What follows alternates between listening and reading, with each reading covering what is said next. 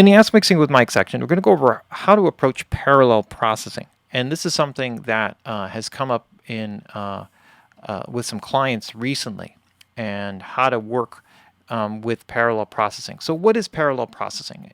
Parallel processing is when you have a singular track or a series of tracks, and then a dry processing chain that runs in parallel to it. So sometimes, for example, if you have a bass, like a direct bass, you can duplicate the track, and you could have it running through an amp emulation plugin, like a reamping plugin. And that would be a parallel chain. So you'd have the bass DI and the bass amp, and you could overdrive the bass amp, give it a different tonal character, and mix it in with the original. And that's kind of the basic idea of running something in parallel. So sometimes you could do this with vocals as a way to add presence or grit to a sound, or you could do it on a whole series of instruments like a drum kit. And the idea of working with the parallel compression is that you're starting with a basic vibe, a basic sound with which that that you're working with, right? So you're starting here, and so we have like a drum beat.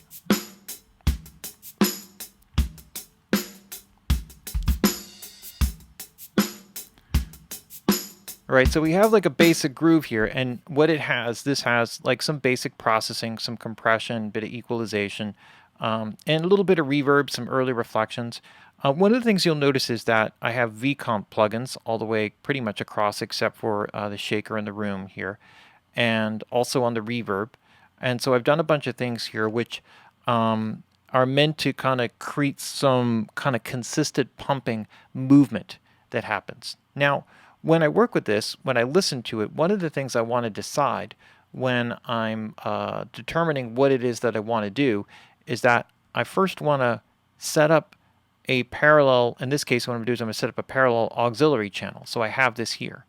And then what I do here is this is being fed by buses 19 and 20. And what I have is everything, including all of the effects processing, feeding into it. Now, you don't have to do this, but I happen to find that this works really well. The idea of the parallel chain here is that I want to add hype and presence to this particular thing. So what I really want to do is I want to look at it and say, what is it that I want to do with this drum sound to make it better? So maybe my answer is it's a little bit clean and I want to add some grittiness to it. In which case I can go here and I can overdrive it. So I can run here, run my Schoeps parallel processing here.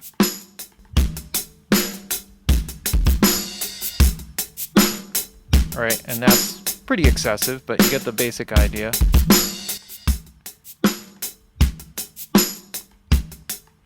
And so the idea here is that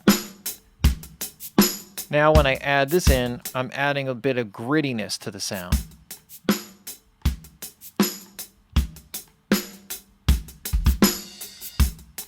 And if I want, I can also apply some equalization. So I can add some presence, some high frequencies, or I can add some low end to it if I want to.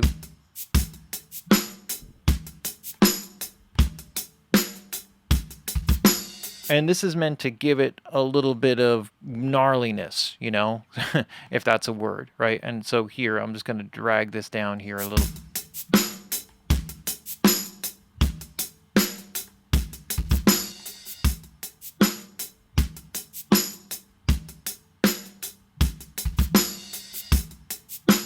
Right? And if I feel like I wanted to overdrive it within a particular frequency area, then what I can do is I can apply an equalization chain. So maybe I want to pump the fundamental of the low end here and boost a bit of the snare energy.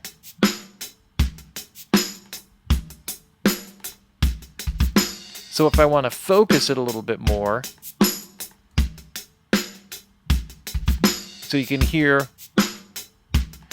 the difference of what I'm doing here. I'm going to actually kind of balance it off a little bit. Add a little bit of width to this. Oops.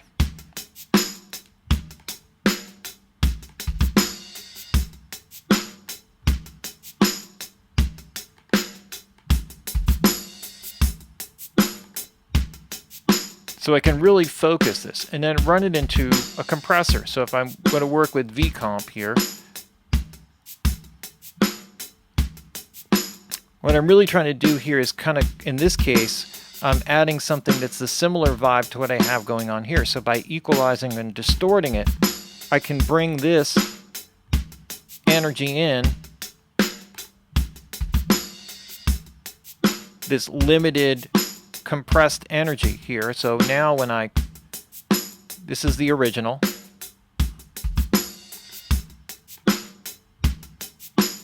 And you can really hear and feel the presence of it, right? And so this is part of the idea. It's like adding hype, but I really want to be very careful about the way that I control and I shape that hype. So if I want to add brightness and presence, then in this case, what I'm doing is I'm EQing that prior to overdriving it, if that's what I want to do, and prior to compressing it. So the compressor is primarily acting from the areas that I want to enhance in the sound. Or if I want to take some of the boxiness, I'll dip, as you could see, a lot of that boxiness out of the sound here.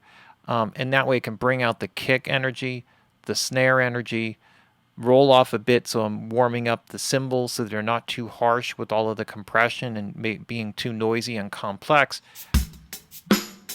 Overdrive it, right, which I have here, and then compress it. And if I feel like I want to bring out even more, I can take an alternative approach, which is to go and like a real hyper presence kind of thing.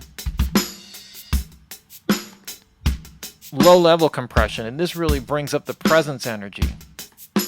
You get this full feeling of like the vibrancy and aliveness of the drum kit. So this is adding a bit of gain here. I'm going to back this off, probably another 3 dB or so.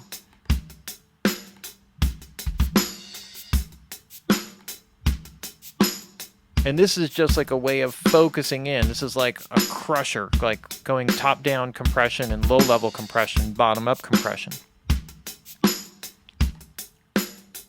So I can take something that is basically kind of clean, got like a good groove, good basic sound,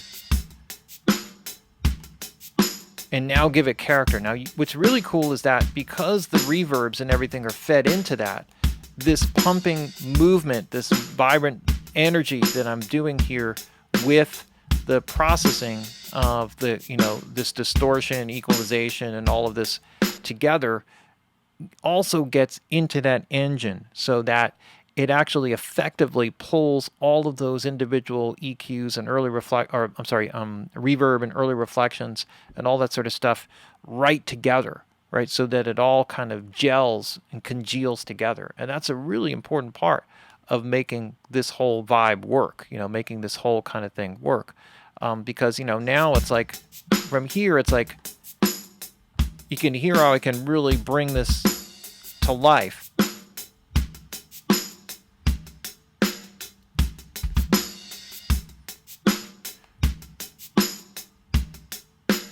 Right, and give it a real tonal character. So it's very, very cool from that perspective. There's also a bit of noise that's being generated by some of the analog components here, which you could clean up a little bit afterwards. But that's the basic idea. So in this case, in this particular case with the drums, the idea was to give it an edgier, kind of more hyped up characteristic. And typically that's what you sidechain compress for. But you have to be very particular about what it is that you want. You could do a very similar thing like this to vocals. And if you wanted to hyper compress or make a lot of presence in the high mid frequencies, you could actually filter off everything except for the high mid frequency area and really crush the crap out of it. Just really, really compress the hell out of it. And sometimes you have to compress it first and EQ after, because there may not be enough energy in that frequency band. But when you really super compress it, then what happens is when you bring that in very compressed, it's very dense. It doesn't poke out, right? So you have a very fast, hard limiting on it, so it doesn't shoot through and become harsh, and you can bring a lot of presence, say, in a voice that has sibilance but lacks presence. And so what you're doing is you're basically cutting and making sure that sibilance doesn't go anywhere, and you really make that solid high-mid presence that you can wield into the vocal. And so that would be like another example of like a parallel chain kind of thing. So there's loads of ways that you can do it. This is just like a quick example with a drum sound. for working with parallel compression. But the approach is really just one of really deciding what it is that you need first and then going with the tools to kind of carve it out and make it happen. And don't feel like afraid to be really aggressive. That's the whole idea. It's like you hear the tonal character shift that was added in just by doing that whole chain. And it's not that difficult to set up, and it really, kind of makes everything kind of come to life. And that's the whole idea. All right, there's our Ask Mixing with Mike, how to approach parallel processing.